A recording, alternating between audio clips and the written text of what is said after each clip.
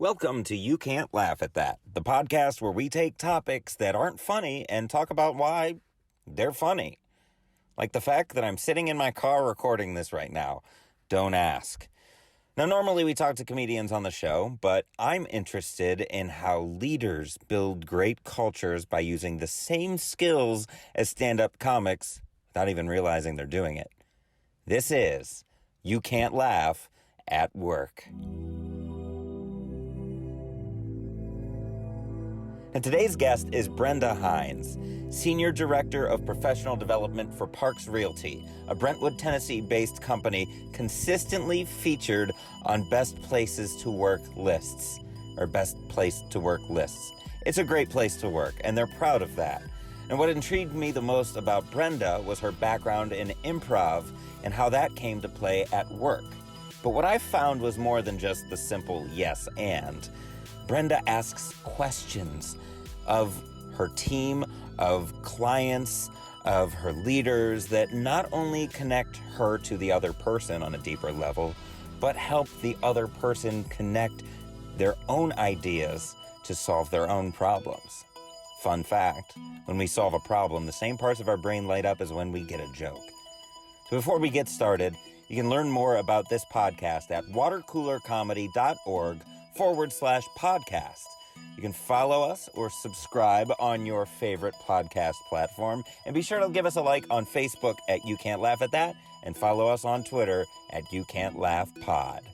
I'm David Horning. Get ready to say yes and enjoy this episode with Brenda Hines of Parks Realty. I want to kind of rewind back to the beginning of what you were just saying as far as the market that we're in now. The real estate market that we're in now, because do you have a background in improv? Did you do that before you got into real estate, or was that something that you got interested in as you were learning? Did you just kind of fall into it? How did that happen? So I've been interested in theater for a long time. So my first experience with theater was well preceded my real estate career. But I did a lot of musical theater and also just plays. And so a typical schedule is 8 to 12 weeks of, rehearsal every night and commitment to do that, and then being available on the weekends for the shows. And so my interest in improv kind of came from two places. One is being in real estate, starting my real estate career 15 years ago. I found that it wasn't really compatible with my real estate career to commit to a traditional play, because I couldn't be at rehearsal every night for 8 to 12 weeks. And I couldn't say, hey, I'm going to sign up to be there at the theater all day Saturday and Sunday, because that's when I make my money selling houses. And so I missed being in theater. And so I really wanted to get involved, on stage. I really missed that part of my life. And so improv was a way for me to do that, because I didn't have to have, rehearsals for 8 weeks in order to be in a show or to get to do my craft. And so that was one aspect of it. And then the other aspect is my daughter is an amazing improviser. She studied summer at Second City. She has an improv comedy podcast that you should listen to. They just kind of started on Zoom they do it on Zoom because they couldn't perform in front of live audiences anymore. But it's called Ask Questions. And the episode that they had me as the guest improviser in was Bathroom Spaghetti.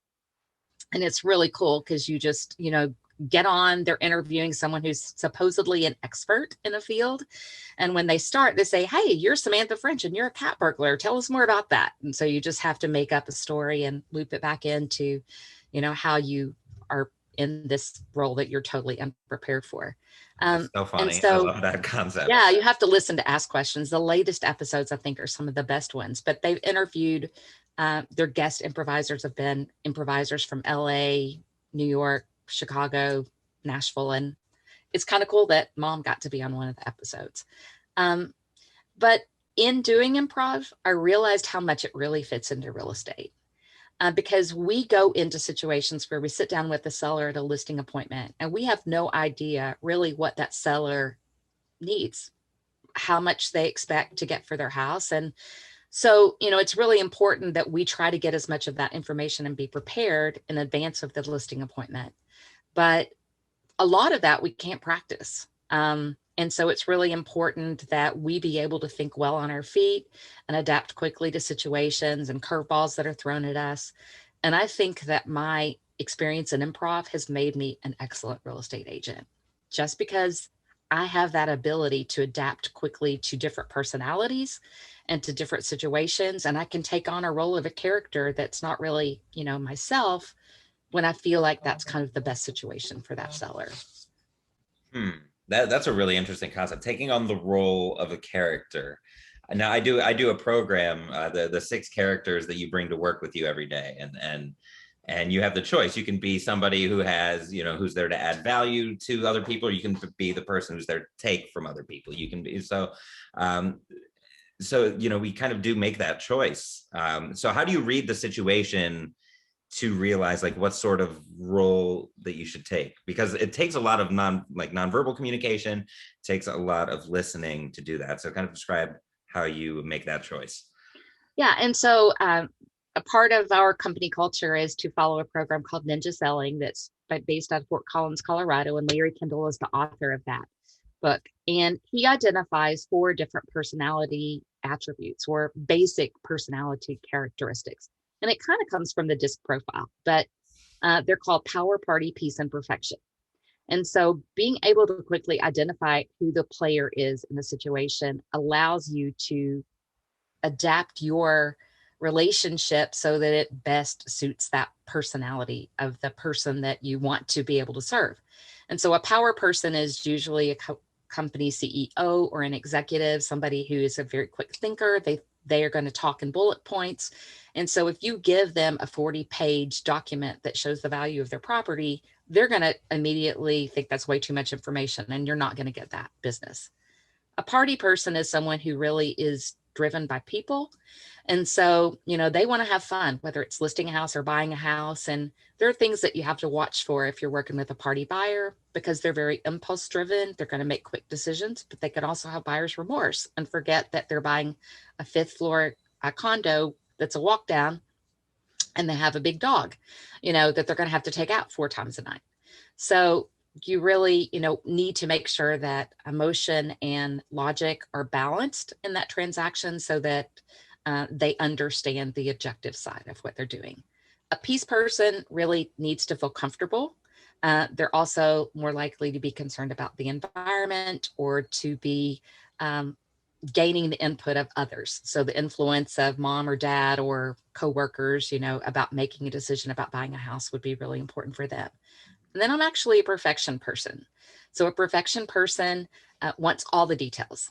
If I teach a class, I'm going to be super prepared. I'm going to have slides and PowerPoints. And improv has been super helpful for me as a perfection person because I want to be prepared. If I get a script, I'm going to make sure that I have that memorized well in advance of the day that we're off book because I don't want to call for lines. And so improv has really allowed me to come out of my perfection person shell and to be able to speak naturally, feeling confidence in my own ability without being scripted and without being overly prepared. And you kind of divide it up into 4 sort of categories. And I could pretty much ask everybody 2 questions and come to the core of what, identifying sort of if they are power, party, peace, or perfection. And the first question is, if you walk into a room of 30 people that you don't know, are you more likely to walk up and engage people in conversations? Are you more likely to kind of stand back and listen and then, talk if someone asks you a question? And so that separates them into 2 groups. The first is extrovert and introvert. And so then within those groups, the second question is, it's 3:00. Now you finish with all the things that were on today's to-do list. Are you more likely to start on tomorrow's to-do list or your long-term to-do list? Or are you more likely to call a friend and say, hey, it's 3:00. I finished with everything today. Let's go have a happy hour or grab a cup of coffee. And so that separates whether people are people-oriented or task-oriented. So your power people are extroverted, task-oriented people. Your party people are extroverted, people-oriented people. Peace is introverted, but people-oriented. That's why the influence of other people or the respect of other people really matters. And perfection we're task-oriented, introverted people. And so for a perfection person like me, who is in a leadership role or who has to speak in front of others, I had to really come out of my shell to find ways that I felt comfortable in new situations. And that's why improv has really been great. Yeah, but that's a lot of good stuff right there. And you had that down too. Yeah. Well, I didn't rehearse it. And that's Right. part of what improv does, is just really, when something's really ingrained in you and you believe in it and you apply it. And it is what I teach. Mhm. As I'm coaching new agents and seasoned agents and agents at all levels of their career, it's really important to be able to, connect with them and help them see that. Because when you sit down and you start doing your whole spiel and you realize that somebody's interrupting you and impatient, you're talking to a power person. You don't have an hour to figure out what they want. You got to get to the point of it. Um, and you've got to assume the role that they're expecting you to assume, or that's comfortable for them and that they respect. And so you struggle the most when you're opposite. So if you kind of think of power party, peace perfection, then opposite me would be a party person. So if I give them a 40-page analysis of the value of their home, I've lost them, because it's Mhm. all about like the experience for them. So it's really being able to understand what people expect and how they think, and being able to assume that character almost of how you're best going to interact with them. Do you use that same tactic when it comes to your team? When you meet a new employee, or do you do interviews at all, or? I have been in a recruiting role in the past. I'm not really in that role now, but our mentors and people on our mentoring team, that's one of the first tasks that we, do when we're working with someone who's a new agent. And as independent contractors, they're really, accountable for their own journey to a large degree. But at Parks, like, we have a proven track record of success. So we want to align ourselves with new agents who are going to be successful. And Mhm. being the premier company that we are, we can really kind of set the bar of what kind of talent we're going to, take to partner in with us. And one of those, chore tasks is really identifying, how somebody thinks, how they interact. And if we've got somebody who's a perfection person, um, like me, we know that they can be really slow in kind of getting started in the business, because they get hung up on all the details. I want to know how every piece of technology works. I want to spend 3 months building my website. I want to make sure that my business cards are exactly the right thing. Should I put my middle name or should I not put my middle name? They just get so like involved in all those details that they don't go out and sell real estate. Hmm. Now, a party person, on the other hand, is going to go out and talk to everybody they know, and they might write a contract the first weekend, but they won't know what form it should be on, or they may not fill it out correctly. And so it's really important to know, within our team and within the agents that we work with, kind of what their personality is, because it's proven, we can see a predictable pattern of what stumbling blocks they might come across at the very beginning. Sure. And such a big part of improv. It's not just the yes and concept. It's listening and supporting. And I can definitely tell that plays a big role in the way not only that you speak with clients, but also your team. Would you say that those improvisational skills are the biggest factor in your success? If so, how? If not, what is? Oh, absolutely. And I think it's just the ability to listen and to be able to teach the ability to listen. Um, Hmm. the person asking the questions is the one in control of the conversation. And so we do not see that we are presenting when we go out and meet with the seller. We're consulting. And so it's all about identifying what their needs are and what their questions are and what their concerns are. And being able to use questions to be able to get that information. So one of our favorite questions is putting someone in the pretend state, saying, if you could wave a magic wand and make this transaction go exactly the way you want it to go, what would that look like? And so now we understand that they really want to be able to get $30,000 more than the house is worth, that they would love to be able to close in 30 days because they've already bought a house in Florida, and they didn't really want to tell us that because that puts too much pressure on us. But just really asking questions to uncover what their motivation is, what their previous real estate experiences are, that's just absolutely critical. And I think so many real estate agents make the mistake of presenting information. So I go in with my agenda and my objective. I tell you what I want you to know and what I think you need to know, but I may spend 30 minutes talking about price when you already knew that the price that I'm going to tell you is right.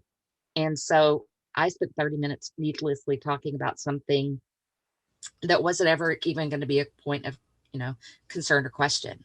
And so really having a system that we follow, by having a series of steps that we take. It's not a script that we follow, but it's just a series of questions that we ask along the way to uncover what points we really need to spend time talking more about is really important. And that comes from improv.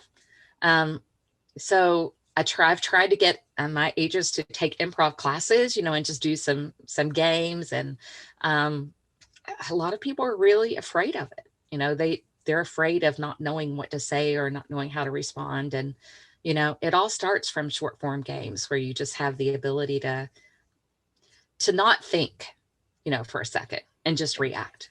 And role play, whether it's an improv class or, that I really can't get agents to buy into doing, I'm going to admit, but I don't call it that. We'll call it something else, and let's just role play a buyer consultation. Even that's a little bit fearful for some people, but do they really want to practice on their buyer? Or do they want to lose a listing because they're practicing on a seller for the first time? It's so much more comfortable to practice in a simulated situation where you don't know how to respond. And then you get the experience of knowing that you've done it several times and you've been successful. So you just move forward. Right. Lower the stakes a little bit. I do stand up now, and a vital part of that is open mics, going to open mics, trying new things. And for the most part, you're in front of an audience that's only other comedians. And there's a lot of comics who are like, oh, I'm wasting my time going to these open mics. Get me in front of a real audience. But that's where you work out the kinks. That's where you realize what works, what doesn't. This thing that you thought was great, in the privacy of your own home, now you're in front of, in this case, in your case, your coworkers. There's no stakes. Like, what's going to happen? What's the worst that's going to happen in that kind of scenario? So I love that you push that, and then that you do that. How would you translate that listening to a coworker, like an employee to employee or a boss to employee interaction? We can talk about the prospective buyer and the prospective seller, and then going through you as a real estate agent. How does it work in a peer-to-peer environment? So in my role of directing the training program for new agents, I came up with a series of 26 bi-monthly conversations that we have that are all question-based. Because I found that, I'd paid for real estate coaching, and it's often you walk in, it's like your counselor, what do you want to talk about this week? Well, as a new agent, you don't know what there is to talk about because you don't know what you're supposed to know yet. And so if you finally think of something, you think of something negative. Well, I was in an open house last weekend and I was having a great conversation with a potential buyer, and I don't know, something happened. I wasn't able to get their information and they walked out the door. And so I messed up. I don't know what I did wrong. And so then you spend 30 minutes of your coaching session talking about something negative, what went wrong. And so I developed a series of 26 guided conversations that have 4 or 5 question prompts that kind of help someone think and prepare for that coaching session. And it's all based on the development of where they should be at each sort of phase. Within 10 weeks in, you should have had a couple buyer consultations. You should have done an open house or so. So it's based on what those experiences were. And it gives them something to think about, to prepare for in advance. And it also gives us a platform for sort of launching our coaching sessions. And so I think, again, it's really important for, us to have that as a form of development. It also de-escalates tension. So anytime you have a conflict with someone, whether it's someone in the coaching program, whether it's a coworker, or whether it's a seller who's mad because their house hasn't sold, or a buyer who's mad because they lost another offer, if you can ask them a question instead of giving them information, it's just going to totally change that conversation. And it's not like just, what do you want me to do about that? But let me have you think about this. If, let's say, a seller hasn't been successful in selling their house. So let's kind of think back from the beginning. What was your time frame in the beginning? What do you think has gone well? What do you think that we can work together on? And just really making it specific to their situation, it de-escalates the tension and it makes it a more collective process. Now, is that something that you stress? Let's say there's interpersonal conflict between two agents or two employees. Do you emphasize that? Absolutely. And I will just say that, the people who excel in our company, I can think of a couple of the brokers and people that I report to in general are just amazing at that. So we've turned ninja into a verb. We can say that you've been ninja'd, and it extends even beyond work relationships to personal relationships. So I have 4 adult children, and one of them, like I said, is an improviser. I have a daughter who's 35, 32. That's my improv daughter, and then twins that are 30. And once I kind of developed this model of questioning versus presenting and telling someone what to do, it totally has changed my relationships with my children. For example, my oldest daughter called me at one point, and she's a teacher, and she was thinking for a while about moving to another school because she wanted to teach a different subject. Normally, mom would have said, well, that's a really bad idea. You've been at that school for 10 years. This is why you need to stay. You're a great Spanish teacher. I know you really love history too, but do you really want to relearn all the curriculum and all that? And so one of the favorite questions that we have is just, tell me more about that. And so it's as simple as that. And, then she ends up talking for an hour, and all I do is say, so tell me more about that. So, and then why do you have an interest in that? Except we try to not use the why word because that puts someone in the defensive. Like, why did you pull your sister's hair? So what made you start thinking about that? They're still doing that, right? Pulling each other's hair. Right. Yes. But, the end result is that, I'll never forget that call. She was like, Mom, thank you so much. Like, you've really, really made this, like, this was a great conversation. Thank you for your advice. I didn't give her any advice. I just helped her talk through it. And before I took Ninja and really kind of adapted this whole model for the way that I have, interpersonal relationships, I would have totally told her what to do. And then, what happens with adult children, she would have done the opposite of that. Because she wasn't calling really for my opinion. She was calling for somebody to listen. And just when you finally realize that, no matter if it's a work relationship or a personal relationship or a client relationship, it totally changes the way that, you engage with people and that they respect you and listen to you. So my daughter, who's an improviser, is also a teacher, but she's just made the transition to be a real estate agent. She's on my team. We just started a team, and I'm so excited about working with her. And now she's taken Ninja. So now she understands the secret. But we kind of say that, I went in and talked to my boss or whatever, and she ninja'd me because basically, she didn't tell me what to do. It's all about, that relationship of being really question-based in everything that we do. You can't laugh at that. You Can't Laugh at That is brought to you by Water Cooler Comedy. Now, for too long, we've been asking the question, should work be focused on work or fun? But Mark Twain once said that work and play are 2 words used to describe the same thing under different circumstances. So my point is that we're asking the wrong question. Instead of asking, should work be work or fun, the question should be, how can we make work fun? Whether it's a keynote speech, a half-day workshop, a 90-day consulting program, a customized corporate comedy experience for you and your team as you try to figure out how to reboard, how to get back to work after working virtually for a year. Why humor in the workplace? Well, studies have shown that humor builds resilience. It allows us to adapt to problems more quickly, more creatively, and more It allows us to adapt to problems more quickly, more creatively, and more collaboratively. It allows us to adapt to not being able to say collaboratively correctly. Because not only does laughter make us feel better, it makes us work better too. So why not make work the time and place to laugh? Check out watercoolercomedy.org.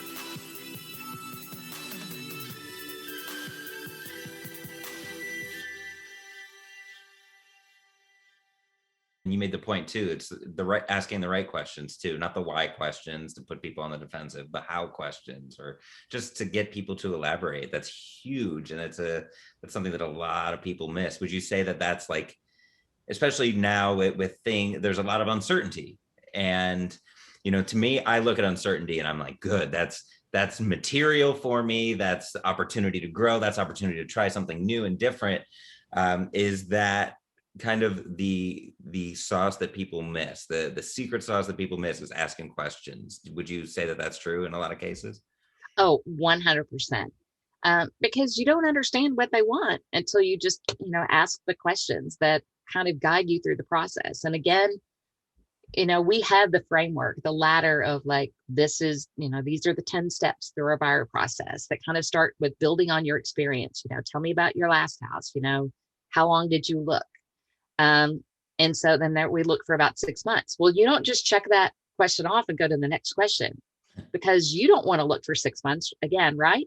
So tell me about that 6 months. Were you actively looking the entire time, or did you get more serious toward the end? Oh, we were seriously looking the entire time. And so then the next question is, what changed that you were able to finally find a home? And so then they can tell you that, they increased their budget. Well, right off the bat, that they are somebody who probably they're approved for 400, but they tell you that they only want to spend 350. So if you don't listen and ask those questions at the beginning, you're going to replicate the past experience, because they're going to want to start below their budget again. They're going to go for 5 months and finally realize that that's not going to work for them. They can't get it. And so then they're going to, end up going to the top end of what they're approved for. So they tell you that they were able to finally be successful because they increased their budget. So now you can say, so let's have a plan. Let's go out the first weekend and we'll look at 350. But in order not to repeat this, of taking 6 months, and we don't say that to them, but if that doesn't work, if you don't find what you're looking for, then let's have the strategy of let's kind of adapt quickly so that we can then increase your budget and, get you sort of in that price point that may give you some of the things that you're missing when we go out the first weekend. How does that translate again to the making sure that your team is engaged, that they're operating on all cylinders in the workplace? And that's really important too. Like, for new agents, if they're going out, if they're doing something, and even goal setting in the beginning, like one of our first things is to have a goal setting appointment to say, what are your expectations for your first year? What is your must-have goal? Like, if you don't get this, you're going to have to go back to working a full-time job. And then what is your wow goal? And what is that wow goal going to allow you to accomplish? If you make $100,000 your first year, what is that going to do? And so then you uncover their motivation and their why. And so then everything is tied back into kind of their why. And one of the tools that we do for this is what we call a life list. And again, you have to give Larry Kendall credit for this, not me. But it's 4 categories in which you list, 8 to 10 things that you want to accomplish over your lifetime. And the first one is family and friends. So, and that could be, a vacation that you want to take with your family. It could be something that spend more time with them, or buy a vacation home, or whatever it might be. And the second is your career and your occupation. So what do you want to accomplish in your career? Whether that's to develop a team yourself, to become a broker, to get designations. The third category is recreation and dreams. So what do you look forward to doing? And the difference in recreation and dreams is recreation is what you're going to do in a short period of time, maybe this month, or routinely, like simple present tense on every weekend, or as a habit. And then dreams is what you look forward to, maybe the trip that's a year down the road. And then the last category is to be and to give. And so that's your life list shift, your life list shifts. That was a tongue twister. Yeah. I had a hard time even hearing it. Yeah. As you get older. And so now that I'm 60, like my life list is much more about to be and to give. that's more important to me than, the career objectives that I want to check off, because I want to leave a legacy, and I want, I want to leave a footprint. So the training program that I've created, and as a perfection person, it's kind of hard to give up control. And so, I've got a mentor team that now, when I first started the program at Parks 3.5 years ago, I was the only mentor that was like part of officially our mentor team. And I kind of created the program and all the 26 training modules just myself. But now we've got 6 or 7 mentors who are working with our new agents. And so I'm starting to give some responsibility, some of that opportunity for training, like the weekly training, back to them. So if somebody's late getting it started on Zoom, I have to just let myself not jump in and fix it, because as a perfection person, I want to fix the problems, but people aren't going to grow, and you're not going to replicate a system if you don't give other people, the opportunity and responsibility to fill in their part and to learn and to do it a different way than you do it. And that's really one of the biggest challenges for me, because as a perfection person, I want it, with slides and PowerPoints and, lots of preparation. But a party person's just going to get on and talk. And a power person's just going to get on and say, just do it, get over yourself. So for each of our agents, to interact with people who are in different personalities and different roles, it's really important too, in building a team. And I think, if you had a team of all perfection people, all you do is just talk about what you were going to do, and you probably wouldn't get very much done. And power people would just like not create the collaborative, environment that we want to create, because they know the best way to do it and just do what I tell you to do. So I think building a team is really important, to have a lot of different personalities. Absolutely. Yeah. I mean, how boring if everybody thinks the same. Lastly, the crystal ball question, your next level of success, getting through, I mean, as you were saying in our conversation before we started recording, that it's a low inventory market, there's new obstacles that we're facing. In a lot of cases, new obstacles that we've never faced before. So let's say your team is firing on all cylinders. What does that look like? So I think it's continually kind of thinking of what the next step is for you, and having a vision and picture for that, but being able to adapt, just like we adapted, during the beginning of the pandemic. I went around to all the offices, to 10 offices, and taught classes, and we made the adaptation that we were going to do this on Zoom.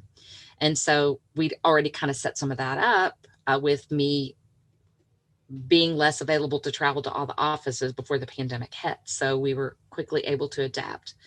But I think for me, a lot of it has been seeing my personal sort of vision. I've worked for Parks, and I have created a training program that now others can successfully continue. And there's compensation, involved with that, of as agents close their transactions in the coaching program, then there's compensation to the mentor for helping them. But my personal evolution of that has been to say, hey, I kind of want to do this for me personally. And so I'm building a team, a real estate team that will work directly under me, both in Kentucky and Tennessee, because I'm licensed in both states. And so now my team building is going to be building that team under the Parks brand and under another company in Kentucky, who I can work directly with, choosing the right people that I see have talent, giving them the tools and resources and my support, so that, they're actually kind of working to build my own personal brand. And that's my personal evolution of that. I don't know that I really answered your question, though. No, it did. I'm sensing, you mentioned legacy a little bit earlier, and you're talking about it right now. Right. Yeah. Calling it the Hines home team. So, and having my daughter on it, and, agents that I know that I can connect with and that bring diversity. And diversity is something that's really, really personal to, at my heart. And I just embracing people from all different walks of lives and backgrounds. And so being able to kind of really reach, diverse populations through having a diverse group of people on my team is something I'm really excited about being able to do. Now, is that giving, like adding value to others, is that mentality ingrained in the culture at Parks? Like, is that a top-down thing? Have you gotten a lot of support from the top? And you can say things that are disparaging. It's fine. I'll leave them out. I always send you a recording. But no, I don't even have to think about leaving anything out. And that is why we are repeatedly a #1 top workplace. In fact, our company mission is we exist in order to inspire our staff and agents to create a magnificent life. And so that's intentional. And think of the words in that: we exist in order to inspire, not in order to enable. And so inspiration and creativity, having the vision of where you want to go is at the very foundation of our company culture from the very big base. But that all stems from the top down. So whenever you think of a company that has that sort of Ritz-Carlton mentality, it's just that attitude of customer service. So it's both outward in terms of, how we serve, but it's also inward. And our president and CEO, Bob Parks, who started the company 45 years ago, would say it doesn't matter how many transactions you close. It doesn't matter how much volume you do. It doesn't matter as our company. We had a record-breaking year in 2020, 3.07 billion in sales in a pandemic. Yeah. So, I mean, it's amazing, that we were able to do that, faced with the challenges that we had. But those accolades and those things are not as important to him as the culture of the company. And he will say, and I've heard him say many times, that the #1 award that gives him pride is our recognition as a top workplace. It's not #1 in production or market share, but it's that we've created the environment that people feel comfortable being themselves in and that they want to work in. Another ninja kind of saying is that in the absence of value, price becomes more important.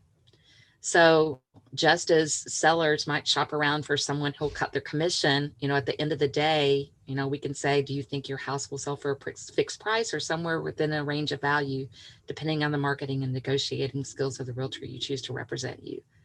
And so it's kind of the same thing as a company. You can go out and find somebody who's going to give you a better split or have a lower office bill or give you 200 copies a month versus 100 copies a month. But the bottom line is, if you create a workplace culture that causes people to want to be there and that makes them feel a part of something bigger than they are, it's not going to matter to the same degree. And so that's really the heart of Parks. And it comes from the very top. People that he chooses to work for him or that work for the company have to feel that way. Our brokers, our management team, everybody in leadership at Parks is very, very, very passionate about that and has to buy into that mission of, our company culture, or they're not going to be a good fit.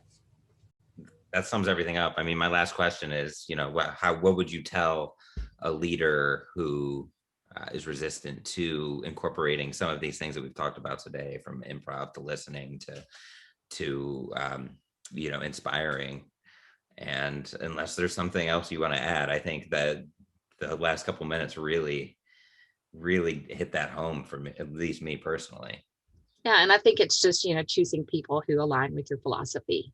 And if you identify somebody who doesn't, lots of times they're going to realize it and they're going to exit themselves. Yep. I've worked in cultures like that where they just work themselves out organically, and they know, and everyone knows, and it's no harm, no foul. That's usually. So awesome. Thank you for taking the time to do this. And I always like to ask if there's anything that wasn't funny, but that ended up being funny that's happened to you at work over the last year or so, if you can think of anything off the top of your head. I always do so many strange things that I just have learned to laugh at myself. And as a perfection person, we don't like it when we mess up. So I wish I could think right now of a great example of that. And nothing's coming to mind other than just, I was standing doing a presentation in front of 60 or 70 agents. And I turned around quickly, and I guess I was wearing rubber-soled shoes and a dress, by the way.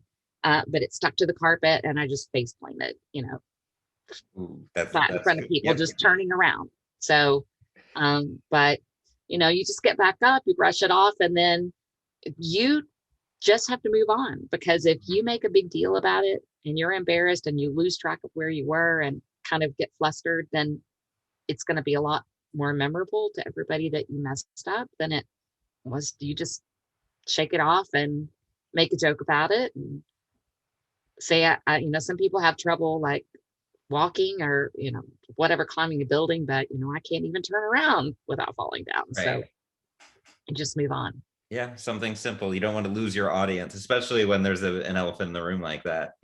Right. Everybody sees it. You can't Yep. hide. So. Yep, absolutely. Well, at least it was just you that fell. One of my first presentations last year, it was a real weird setup, and the projector was kind of like sitting on a chair, and the cord was not taut to the ground, and so I tripped the mayor of this town that I was speaking in with the cord. So that's when I knew 2020 was off to a great start. So at least you just fell on your own and didn't try to assassinate somebody. So. Yes, very good. Well, listen to the podcast, ask questions. You can find it on Spotify, Apple, wherever you get your podcast. And I'm in the episode Bathroom Spaghetti. You're a podcast pro. You got your plug in without I didn't even That's have to right. ask. Yeah. This isn't your first rodeo. So That's cool. right. Well, Brenda, thank you for taking the time. That's like I said, I'll let you know when this is about to come out. I'll shoot you a link to like the video of it.